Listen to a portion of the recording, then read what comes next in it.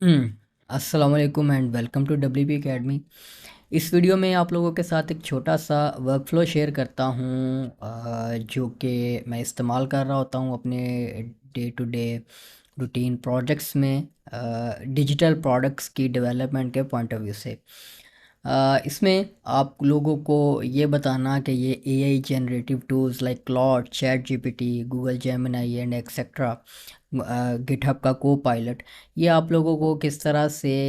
मदद दे रहे होते हैं या मदद कर सकते हैं आपकी, अगर आप इनको अभी तक यूटिलाइज़ नहीं कर रहे हैं, डिफरेंट डेवलपमेंट से रिलेटेड टास्क्स को जल्दी कंप्लीट करने के लिए, या अपनी डिजिटल प्रोडक्ट्स में या सर्विसेज में एक हेल्पिंग हैंड के तौर पर ये आप लोगों के किस तरह काम आ सकते हैं। ऐसे लोग जो डरे बैठे हैं कि ये जॉब्स खा रहे हैं, जॉब्स इसी वजह से खा रहे हैं कि जो जो लोग इनको अडॉप्ट नहीं कर रहे और वो पीछे रह रहे हैं, जिस वजह से उनको तो डरना भी चाहिए। तो इस सिनेरियो में, इस केस में मैं आपको क्लॉड के बारे में, जो मैंने अभी कुछ कोड जो जनरेट किया वो आप लोगों को दिखाऊंगा, वर्कफ्लो। और आप लोगों को एट द एंड हम बताएंगे कि भी, और एट द एंड आप लोगों को ये भी बताऊंगा कि सिर्फ एआई जनरेटिव टूल्स आपके काम ने सारा काम नहीं करना होता। आपकी अपनी लॉजिक और उसकी इम्प्लीमेंटेशन आपने किस तरह से करनी है, इसके लिए आप लोगों को, अगर आप कोड से रिलेटेड काम कर रहे हैं, तो ऐसे लोग जो यूट्यूब के ऊपर, फेसबुक के ऊपर छलांगे लगा रहे होते हैं कि जी बस यही जनरेट, मैं तो डेवलपर ही नहीं हूँ, मैंने कोड जनरेट कर लिया तो वाह क्या बात है, मैंने प्लगइन बना लिया है। ऐसे लोग भी छोटे लेवल के काम तो कर लेते हैं, लेकिन जब आपने कोई बड़ा प्रोडक्ट या कोई फिनिश्ड सॉल्यूशन बनाना होता है तो उसमें छलांगें तब लगती हैं जब आप खुद डेवलपर होते हैं। इसमें आपको मैं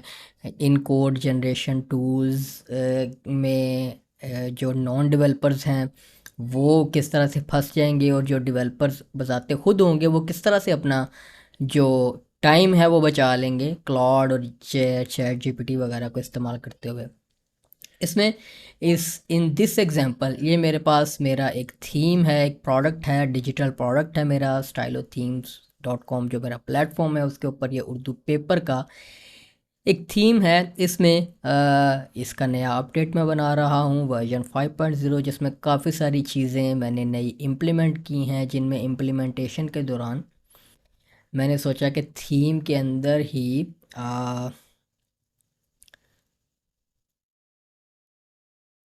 मैं बिल्ट इन एसईओ के फीचर्स भी इंट्रोड्यूस करवा दूं, ताकि ऐसे लोग जो उर्दू वेबसाइट्स बना रहे हैं और बेसिक किस्म की एसईओ थीम के साथ शिप की जाए, ताकि थर्ड पार्टी प्लगइन से उनकी जान छूट जाए। जो आजकल आप देखते हैं कि नॉर्मली एसईओ और ऑप्टिमाइजेशन से रिलेटेड आपको ऑप्शंस थीम्स के अंदर ही मिल जाती हैं। अब इन दिस केस, चूँकि मैंने एसईओ से रिलेटेड सेटिंग्स का पैनल बनाना था, जिसमें ये किरकी का कस्टमाइज़र फ्रेमवर्क मैं इस्तेमाल कर रहा हूँ, जो कि आपकी वर्डप्रेस थीम्स या प्लगइन्स के साथ कस्टमाइज़र में कंट्रोल्स, सेक्शंस और कंट्रोल्स वगैरह बनाने के लिए इस्तेमाल होता है। इसको मैं भी अपनी थीम के अंदर इस्तेमाल कर रहा हूँ। तो इसमें मैंने एक एसईओ का पैनल बनाना था, जिसमें अब ऑब्वियसली मेरा प्रोडक्ट है और मैं क्लियरली, मुझे पता है कि मैंने क्या बनाना है। तो मेरे लिए पहली बात है कि जो आपकी प्रॉम्प्टिंग होती है वो इम्पॉर्टेंट होती है, कि आपने अ, जो ए जनरेटिव टूल्स हैं उनको बताना भी आपको आना चाहिए कि आपको चाहिए क्या। अब मुझे, मेरे पास प्रोडक्ट में मुझे पता है कि मुझे क्या चाहिए, और ये एसईओ का पूरा पैनल ये आप देख सकते हैं। ये जितना भी पूरा पैनल है, इसमें एक भी फील्ड मैंने अपने हाथ से कोड नहीं की है, ये सारी क्लाउड ने मुझे जनरेट करके दी हैं। With in a few minutes मैंने ये पूरा एसईओ इम्प्लीमेंटेशन, और यहाँ पर सिर्फ फील्ड्स जनरेट नहीं की फ्रंट एंड के ऊपर, अगर मैं आपको सोर्स कोड दिखाऊं तो यहाँ पर ये इसकी इम्प्लीमेंटेशन भी इसने मुझे ऑटो करके दी है। और मैंने सिर्फ 10 मिनट के अंदर, या कह लें कि थोड़ी सी फाइन ट्यूनिंग करते हुए मुझे आधा घंटा लग गया होगा, मैंने आधे घंटे के अंदर एक पूरा अपनी थीम, अपनी प्रोडक्ट के अंदर एक नया फ़ीचर मुतारिफ़ करवा दिया है, जो कि मेरी इस प्रोडक्ट की जो प्राइसिंग है, या इस प्रोडक्ट की जो वैल्यू है वो इंक्रीज़ कर रहा है कि मैं इसको एज ए मार्केटिंग, जैसे मैं यहाँ पर ये पोस्ट बना रहा हूँ तो यहाँ पर एसईओ से रिलेटेड प्रॉपर जो है वो इसका पूरा सेक्शन में बताया जाएगा कि भाई इसमें बिल्ट इन एसईओ है जो कि मेरे सेल्स इंक्रीज़ करने में मुझे मदद देगा, जिसके ऊपर हार्डली मेरा आधा घंटा सर्व हुआ। और इस आधे घंटे के टाइम के जो इस थीम की सेल्स की सूरत में मैं कमाऊँगा वो अल्हम्दुलिल्लाह काफ़ी ज़्यादा होंगे। तो अब यहाँ पर मैं अब आपको साथ ये दिखा देता हूँ कि मैंने ये पैनल बनाने के लिए प्रॉम्प्टिंग किस तरह से की। सबसे पहले मैंने उससे पूछा है कि do you understand Kirki customizer framework. उसने कहा जी ठीक है, I am familiar with customizer framework general terms but I don't have detailed expertise. ठीक है, फाइन। मैंने उसे कहा क्या कि can you create an SEO section that have basic sections and controls to implement some basic and standard SEO features into a theme. अब मेरा सवाल आप देख लें कि मैंने एक डिटेल्ड प्रॉम्प्ट उसे दिया है कि मुझे पता है कि मुझे किरकी कस्टमाइज़र मैं यूज़ कर रहा हूँ और मैंने किरकी कस्टमाइज़र के अंदर मुझे एसईओ सेटिंग्स का एक पैनल चाहिए जिसमें मुझे ये भी पता है कि पैनल्स होते हैं और उसके अंदर सेक्शंस होते हैं और फिर उसके अंदर कंट्रोल्स होते हैं, ताकि मेरी प्रॉम्प्ट उसको एक्यूरेट जाए। ये पैनल है, ये इसके अंदर सेक्शंस हैं और ये उसके अंदर फिर फर्दर कंट्रोल्स हैं। तो मेरी इस प्रॉम्प्ट को देने के बाद उसने मुझे एक कोड जनरेट करके दिया। ये कोड यहाँ पर आपके सामने है, जिसमें आप देख सकते हैं कि हार्डली 3 से 4 फील्ड्स थी। और इसने जो मेथड इस्तेमाल किया था किरकी की फील्ड्स बनाने के लिए, ये किरकी के पुराने वर्जन के ऊपर है। किरकी के नए वर्जन के ऊपर सेक्शंस, पैनल्स और कंट्रोल्स इस तरह से रजिस्टर ही नहीं होते हैं। और अगर यहाँ पर वो लोग जो छलांगे लगाते हैं, मैं तो डेवलपर ही नहीं हूँ, मैंने कोड जनरेट कर लिया, तो वो जब इस तरह का कोड जनरेट कर लेते हैं और उसको इस्तेमाल कर लेते हैं तो उसके बाद उनको उसको अपडेट करने में, या किरकी का नया वर्जन आ गया, वो बाद में यही कह दें कि ये फील्ड ही वो रिकग्नाइज़ ना करे क्योंकि उनके नए स्टैंडर्ड के हिसाब से ये फील्ड्स ही नहीं बनी हुई। तो यहाँ पर वो जो नॉन डेवलपर्स होंगे उनके लिए ठीक है जनरेट हो जाएगा, लेकिन उसको ट्रबल शूटिंग के लिए उन्हें मसला होगा। लेकिन मैंने इस कोड को देखते साथ ही मुझे पता लग गया, क्योंकि मैं तो रेगुलर बेसिस पर काम कर रहा हूँ। मैं अगर यहाँ पर दिखाऊं कि मैंने कोई पहली दफ़ा तो इससे किरकी के ऊपर काम नहीं कर रहा था, ये एसईओ की फील्ड्स हैं। तो मैं ये किरकी कस्टमाइज़र फ्रेमवर्क के ऊपर ये सारे जो कस्टमाइज़र के कंट्रोल्स और ये सारी चीज़ें बनी हुई हैं तो मैंने खुद उनके डॉक्यूमेंटेशन फॉलो करके बनाई हुई हैं। और मैं तो रेगुलर बेसिस पर काम करता हूँ, तो कोड देखते ही साथ मुझे पता लग गया कि ये कोड जो है वो ये आउटडेटेड है, ये कोड नहीं चलेगा इसके नए वर्जन्स के साथ। और उसने बाकायदा मुझे इसकी आउटपुट भी जनरेट करके दी कि आप ये फ़ाइल जो है वो कंट्रोल्स के लिए इस्तेमाल करें, रजिस्टर करने के लिए, और इस फाइल को इस्तेमाल करें जहाँ पर आपने इन वैल्यूज़ को आउटपुट करना है। मैंने फ़ौरन से उसे कहा कि your information is a bit outdated that's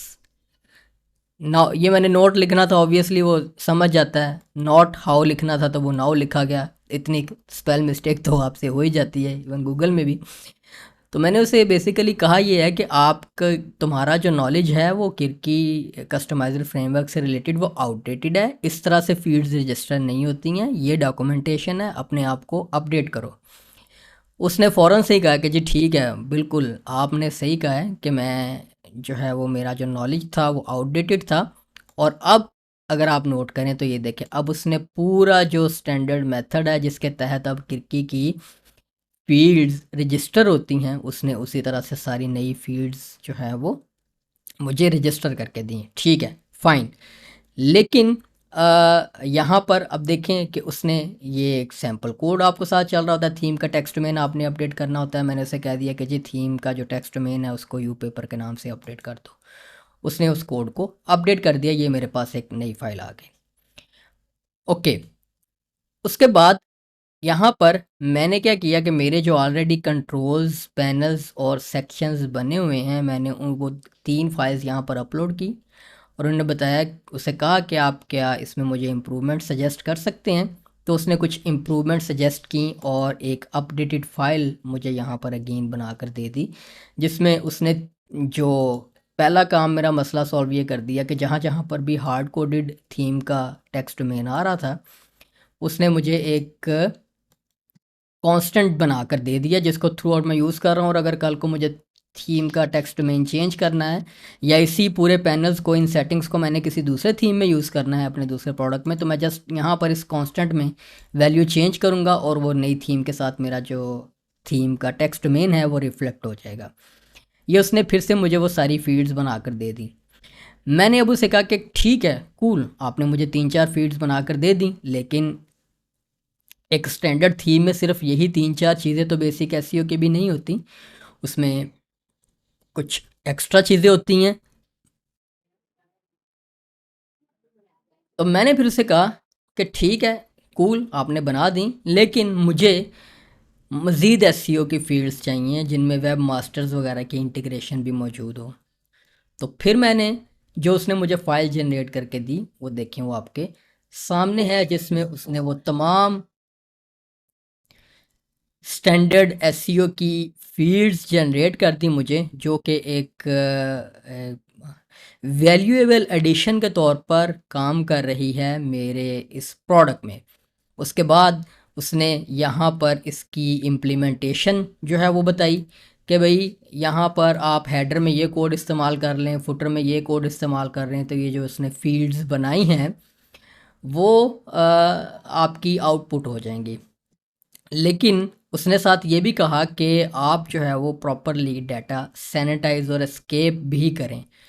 obviously WordPress themes में या प्लगइन्स में जब आप कोई कोड जनरेट करवा रहे होते हैं, कोई ऐसा कोई भी डाटा जो डाटाबेस में जा रहा है और डाटाबेस से रिट्रीव होकर फ्रंट एंड पर डिस्प्ले हो रहा है, वो मस्ट सैनिटाइज एंड एस्केप होना चाहिए। मतलब जब आप किरकी से फील्ड रजिस्टर कर रहे हैं, वो तो ऑब्वियसली उस वैल्यू को फ़िल्टर करके डाटाबेस में स्टोर कर रहा है, लेकिन यूज़र ने कुछ भी अगर स्टोर कर दिया है उस फील्ड में, तो उसको फ्रंट एंड पर जो आउटपुट करना है, वर्डप्रेस कहता है कि उसके ऊपर प्रॉपर एस्केपिंग फंक्शंस लगे होने चाहिए। इसने मुझे सजेस्ट किया कि आप एस्केपिंग फंक्शंस भी लगाएं। तो मैंने उसे फिर कहा कि implement proper escaping functions to the output. मैंने उसे ही कह दिया कि भाई मुझे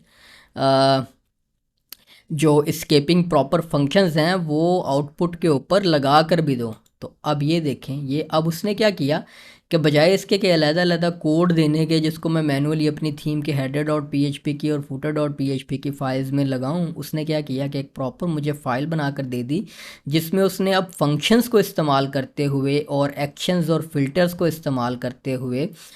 प्रॉपर जो भी कोड जनरेट हो रहा है उसको डायनामिकली वर्डप्रेस के डब्ल्यूपी हेड और डब्ल्यूपी फुटर के हुक लोकेशंस को इस्तेमाल करते हुए उन कोड्स को आउटपुट किया है, जिसकी वजह से एक तो मेरी हेडर डॉट पीएचपी और फुटर डॉट पीएचपी की फ़ाइल क्लीन रहेगी, वहाँ पर कोड कोई नज़र ही नहीं आएगा किसी को, और इस फाइल के ज़रिए वो सारे कोड्स या आप जो कि आप यहाँ पर देख सकते हैं आउटपुट में, अगर मैं किसी सिंगल पोस्ट के ऊपर जाता हूँ और इसका अगर हम सोर्स कोड देखते हैं तो उसमें प्रॉपर फिर मज़ीद कोड ये आप देखें कि हमें जनरेट होकर डिस्क्रिप्शन, कीवर्ड्स, ये इमेज का कंटेंट, इसमें कुछ कोड मैंने खुद मैनुअली किया जो कि मैं अभी आपको दिखाता हूँ। अब यहाँ पर ये देखिए सारा कोड मेरे पास एसईओ की जितनी फील्ड्स हैं इस वक्त ये आउटपुट हो रही हैं और सेव हो रही हैं और आउटपुट हो रही हैं। और इसने मुझे बाकायदा डिटेल में बताया भी है, सिर्फ ये नहीं कि लगा कर दे दिया, उसने वो बताया है कि मैंने स्केपिंग के कौन कौन से फंक्शंस यूज़ किए हैं और वो क्यों यूज़ किए हैं और वो कहाँ कहाँ यूज़ किए हैं। ये सारा उसने मुझे डिटेल से बता दिया कि अगर आपको पता नहीं भी है तो आप इस डिस्क्रिप्शन को रीड करते हुए आपको समझ आ सकता है कि कहाँ पर मैंने ESC.js का फंक्शन लगाना है, कहाँ पर escape एट्रीब्यूट का फंक्शन लगाना है, कहाँ पर escape URL का फंक्शन लगाना है और सो ऑन। और फिर एट द एंड उसने बता दिया कि आप जो है वो इस फाइल को अपनी functions.php की फ़ाइल में सिंपली इंक्लूड कर दें और कुछ करने की ज़रूरत नहीं है आपको, और वो फिर आपके पास जो है वो लोड हो जाएगा। अब फर्दर उसने क्या कर दिया कि मेक श्योर कि header dot P H P and footer dot P H P file does not have any conflicting SEO Meta tags और स्क्रिप्ट आउटपुट्स। अब ये इंपॉर्टेंट है कि अगर आपने अपनी थीम के अंदर भी ये फीचर इंप्लीमेंट कर दिया हुआ है और यूज़र जो है वो कोई एसईओ प्लगइन भी लगा देता है तो फिर एक धमाका हो सकता है, यानी कि कन्फ्लिक्ट बन जाएगा, उसकी एसईओ डिस्टर्ब हो जाएगी, आपकी थीम भी आउटपुट कर रही है और वो एसईओ प्लगइन भी आउटपुट कर रहा होगा। तो उस को मद्देनज़र रखते हुए मैंने फिर थोड़ा सा अपना हाथ हिलाना भी मुनासिब समझा, हालांकि ये काम वो भी करके दे सकता था, लेकिन मैंने फिर किया क्या कि मैंने एसईओ सेटिंग्स में जो मेरे पास कंट्रोल्स हैं इनमें मैंने एक नया कंट्रोल रजिस्टर करवाया टॉगल का, जिसमें ये कर क्या रहा है कि मैंने जनरल में एक इनेबल डिसेबल की ऑप्शन रख दिया कि इन केस अगर यूज़र जो है वो कोई थर्ड पार्टी एसईओ का प्लगइन यूज़ करना चाहता है तो उसको हम रेकमेंड करेंगे कि आप थीम में से यहाँ से इस ऑप्शन को टॉगल ऑफ कर दें, यानी कि थीम में से फिर एसईओ का कोई भी डाटा आउटपुट ना हो। और इसकी इम्प्लीमेंटेशन के लिए फिर functions.php की फ़ाइल में अगर हम आएँ यहाँ पर, तो यहाँ पर आप देखें कि मैंने ये क्या किया है कि मैंने बेसिकली ये चेक लगा दिया है कि अगर तो ये इनेबल्ड हो टॉगल तो ही ये जो एससीओ की आउटपुट है हमारी जो हमने जनरेट की है इसको आउटपुट करे, अदरवाइज़ इसको आउटपुट ना करे। तो एक फेल सेफ भी हमारे पास आ गया। उसके अलावा इस सेटिंग्स में मैंने कुछ जो है वो काम इस सेटिंग्स में नहीं, इसमें अब इसने जो कोड मुझे जनरेट करके दे दिया था वो तो स्टैंडर्ड था, उसमें सिंगल पोस्ट के लिए उसमें तो सिर्फ वेबसाइट का डिस्क्रिप्शन और सो ऑन, और जो ओजी इमेज होता है वो एक डिफ़ॉल्ट उसने यहाँ से पिक करके दे दिया, जो कि यहाँ पर अगर हम सोशल मीडिया एसईओ में देखें तो आपको पता होगा कि ये एक डिफ़ॉल्ट इमेज होता है जो कि डिटेक्ट करता है फेसबुक पर या ट्विटर पर कहीं पर अगर इमेज शेयर हो रही है तो वो ये इमेज इस्तेमाल करनी होती है उसने। तो उसने तो एक स्टैंडर्ड इमेज लगा कर दे दिया। अब ऑब्वियसली जब कोई सिंगल पोस्ट शेयर हो रही है तो उसके ऊपर तो ये डिफ़ॉल्ट इमेज तो नहीं आना चाहिए, उसके ऊपर तो जो यूज़र ने थंबनेल वगैरह लगाया हुआ है वो आना चाहिए और उस पोस्ट का डाटा आना चाहिए। तो मैंने थोड़ा सा फिर क्या इसमें जो चेक कर लिया कि अगर ये सिंगल पोस्ट के ऊपर है और पोस्ट को कोई थंबनेल सेट है तो ओजी इमेज जो वेरिएबल है इसमें जो वैल्यू है वो यहाँ की बजाय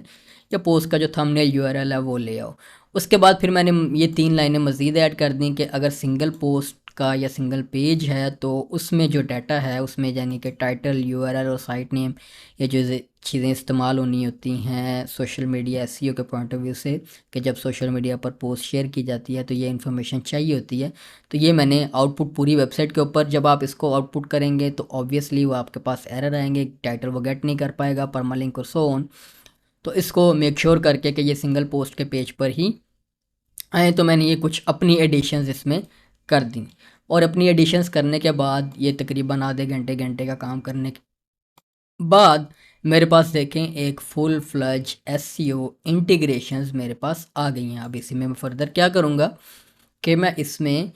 स्पीड ऑप्टिमाइजेशन के पॉइंट ऑफ व्यू से भी कुछ ऑप्शंस इसी तरह से क्लाउड को कहूँगा वो मुझे जनरेट करके देगा और फिर उनको मैं फ़ाइन ट्यून कर लूँगा। फ़ाइन ट्यून करने के बाद उनकी इम्प्लीमेंटेशन अपनी प्रोडक्ट में कर दूँगा और फिर उसके बाद मेरी प्रोडक्ट की जो वैल्यू है वो इंक्रीज़ हो जाएगी कि इसके सेलिंग पॉइंट ऑफ व्यू से और इसके फीचर्स पॉइंट ऑफ व्यू से मैं इसको बेहतर ज़्यादा तादाद में सेल कर सकता हूँ। तो ये एक छोटा सा वर्कफ्लो जो करते हुए क्योंकि आजकल डिजिटल प्रोडक्ट्स के हवाले से चैनल के ऊपर हमने फोकस किया हुआ है, लाइव स्ट्रीम्स आप रिसेंटली अगर देख रहे हो तो इस तरह के टिप्स और इस तरह की चीज़ें मैं आप लोगों के साथ मज़ीद वीडियोस में शेयर करता रहूँगा। तो अगर आपको ये वीडियो पसंद आई हो और आप इस तरह के मुफीद मशवरों से और टिप्स से अपडेट रहना चाह रहे हो तो अगर फेसबुक पर वीडियो देख रहे हैं तो प्रोफाइल को फॉलो कर लें, यूट्यूब पर देख रहे हैं तो चैनल को सब्सक्राइब कर लें। इंशाल्लाह अगेन किसी वीडियो में, तो नेक्स्ट वीडियो तक के लिए इजाज़त दीजिए। अल्लाह हाफिज़।